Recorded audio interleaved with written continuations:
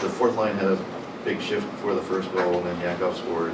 You've talked about the depth over and over in the series, but just that line tonight, what were they working on? All series long. I thought that was, like, their forechecking through the course of the series was outstanding. The work that they put in to not only put pressure on their D, but to come up with pucks, the physicality, playing to their identity as a line was outstanding, and they got rewarded for their hard work. Bednar. One of the messages kind of coming out of the Winnipeg room and Winnipeg media was that they hope it stings, they hope that they learn the lessons that they need to do. And it's clearly a journey that you guys have been on at times. Yeah. What have you learned that sort of helped, that you've seen, I guess, from your own group evolve the way they needed to do?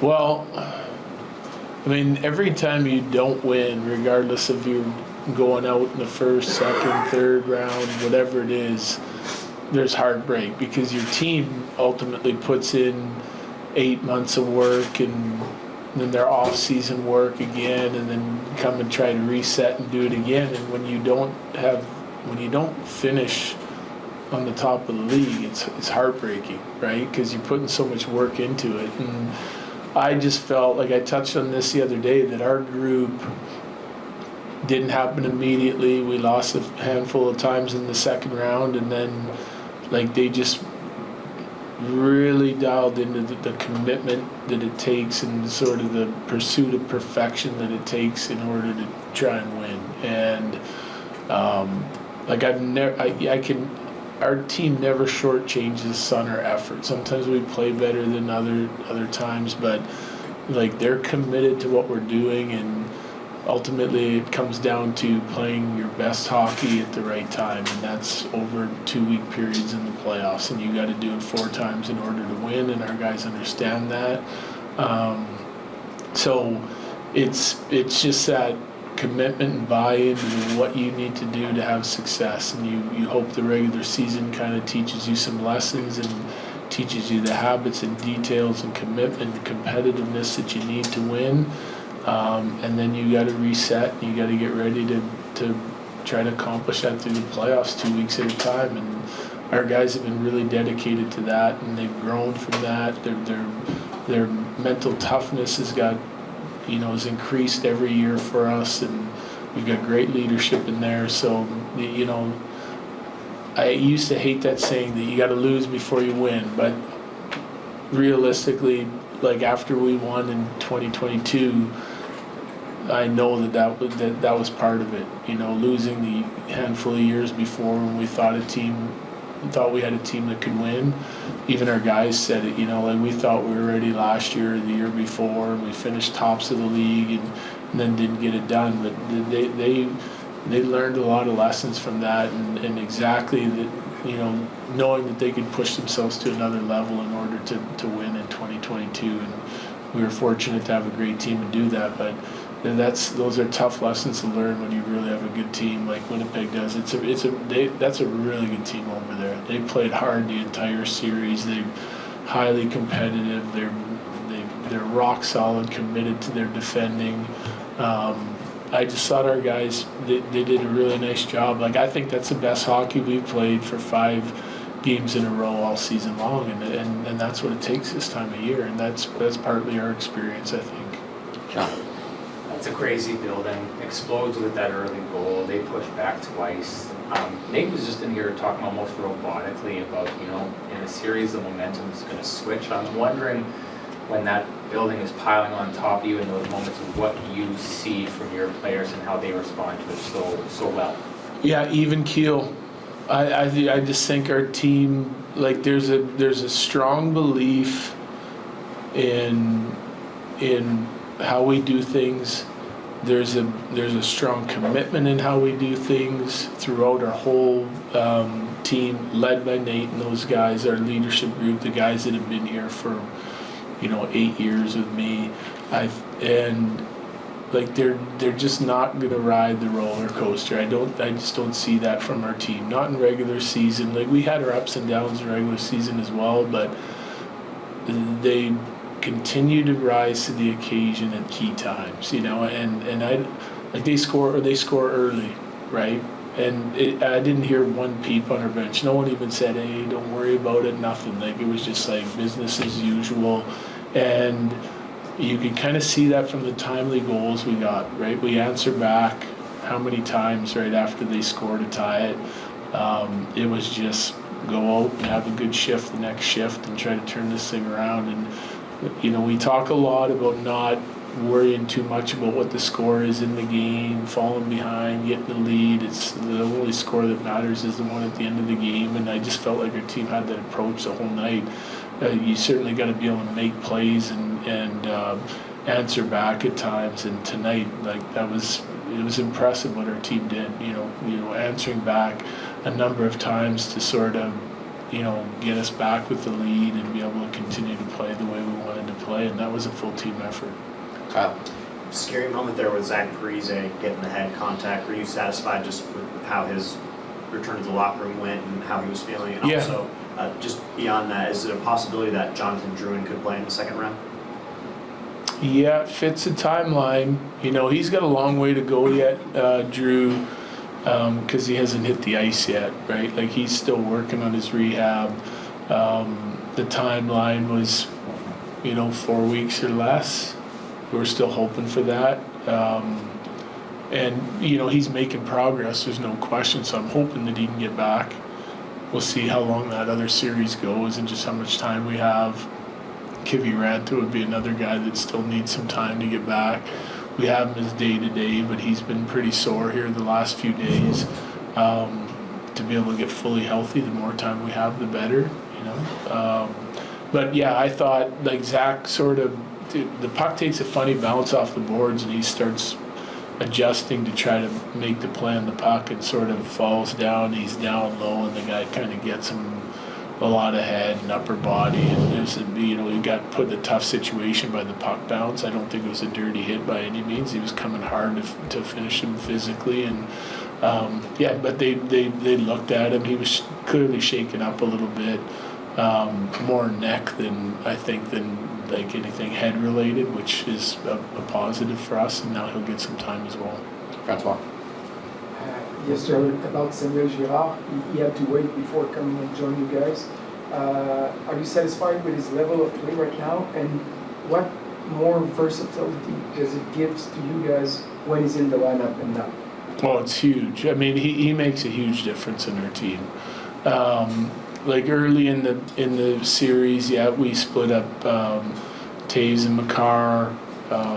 Some of it matchup related, but I mean, he's been outstanding since he's been back with the team, and him and Manson as a pair have a really good chemistry. I like the mix of their puck moving ability and their ability to defend. But he's been rock solid as a defender for us, and both guys, a lot of pride in their defending details and the way they defend and take pride in shutting down other teams' top lines. You know, Makar and Taves get a lot of O-zone starts because of who they play with and icings and whatnot, and those guys seem to do a little bit more of the heavy lifting at times, depending on how the game's going with D-zone starts.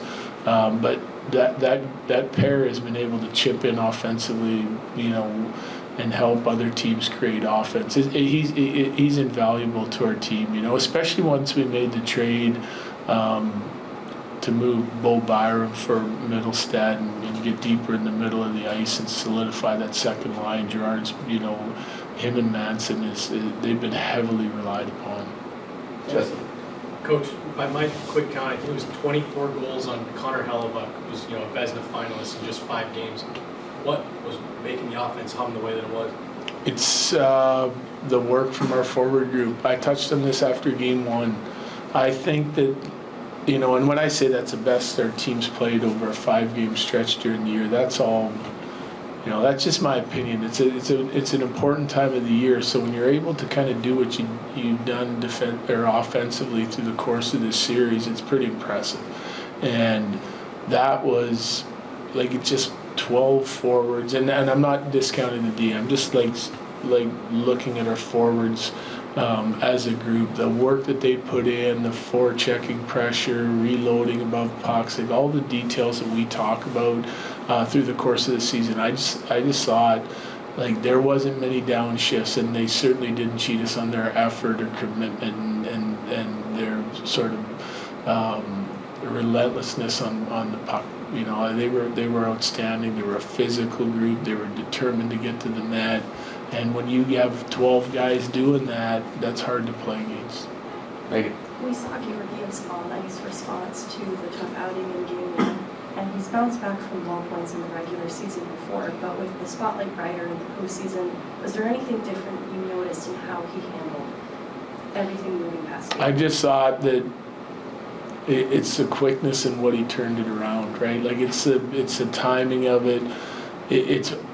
It would be more difficult to turn it around under the spotlight in the playoffs, especially after that outing, and so to believe in yourself and then to do a self-evaluation, reset, and be mentally tough enough to come out and do what he did in this series is impressive. Like, I gained a lot of respect for Gordon because he's turned it around multiple times during the year after some tough outings or tough stretches, but to be able to do it immediately and understand the importance and put that pressure on yourself and still be able to go and get the job done 4 games in a row, because he had an outstanding series, really. Take Game 1 out of it, after that, he was a difference maker for us. So, yeah, great job by him. Just like that's just straight mental toughness for me. Last 3, Evan. Nate said that the way the regular season ended kind of humbled the team coming into the playoffs. Do you like that you have such a veteran squad that they can still be humbled and, you know, find things that they can improve heading into the postseason? Oh, no question. We didn't play well down the stretch. We didn't, and I know like media, fans, everyone's in a big panic, but there was no panic in our room. Like it just wasn't there. They understood that we didn't play well. They identified that. We went through things that we knew we had to do better. They were bought into it and they were committed to it. It's it's kind of where our team is at. It's a veteran group, a really good team. They know what when we play really well, what it looks like. And I've learned this about our group, that they're going to put the pressure on themselves when it matters most to play well. And so, part of it is an experienced team that thinks they can win down the stretch, just waiting to kind of get to the playoffs. We saw it in 2022. We lost 4 of our last 5.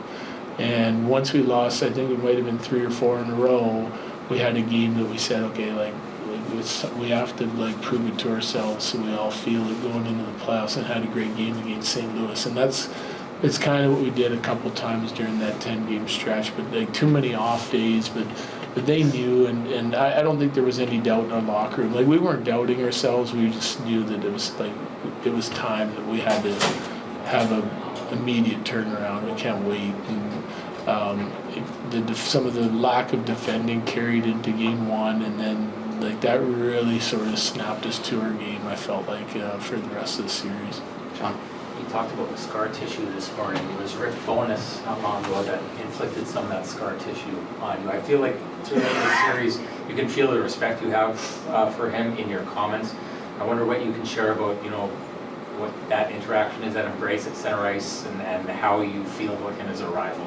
Well, I just thought that they did an amazing job this year. Coaching staff, Chevy, to put this team together. There was a big trade in the off season. Guys that made huge impacts to their team. The job Rick and his staff did, the players themselves. That's a really good hockey team. I don't know where they finished ahead of us in the regular season, so there was a push for consistency, just a highly committed defensive effort every night. Great goaltend from the goaltender out, right? And that's a tough team. This first round, we lost in the first round last year. There's no, you're playing 100-point teams in the first round. There's no easy round. You're playing teams that are right there with you, a win or 2 off over an 82-game season, right? So I know everyone expects you to just be able to advance and win, but it's way more difficult than what people think. You know, you can make your predictions at the start of the year or whatever, but I mean, you look at some of the rounds that are going on. Dallas get to Vegas. Well, you know, they finished significantly ahead of Vegas, but everyone knows how good Vegas is. Toronto gets Boston, we get Winnipeg. Like, you just go on and on. Tampa is a rock solid team with veteran experience. It's still, to me, a contender. They're out in the first round. Like, the opponents you're playing in the first round now, trying to get out of your division, it's. I mean, again, that's why it just comes down to you've got to be at your best for those 2 weeks right away, because the matchups are insane. The 16 teams that made the playoffs deserve to be there, and any one of those teams for me can win the cup. Last one, Corey. I think before the game you said Mikko has been sufficient to good at times in the series. Just what do you think tonight? I thought he was better tonight. Yeah, involved. And yeah, listen, I think Mikko had a good series. That's a tough.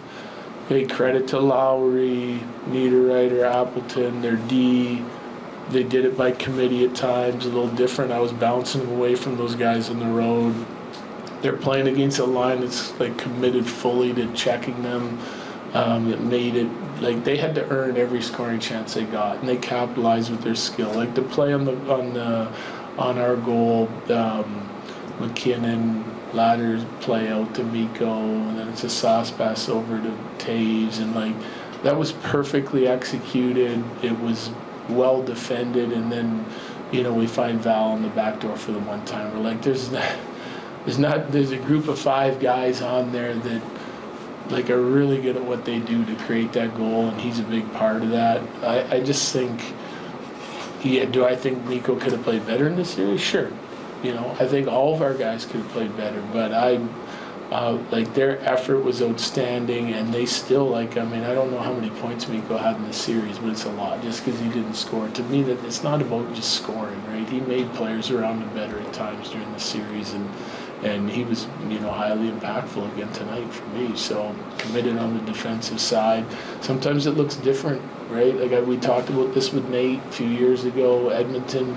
He didn't care if he got a point the whole Edmonton series. He put pressure on himself too, but the job he did on the defending side of it and with his matchups and everything, like it takes a little bit of sacrifice away from what you're normally used to in a game, in a series, in order for your team to have success. And Mikko was fully bought into doing whatever he had to do to help our team win, as our other guys were. And I'm not. It has nothing to do with points for me come this time of the year. It's about winning, and we got the job done, and he was a big part of that. Thank you, Jared. Yeah. Thanks, Cody.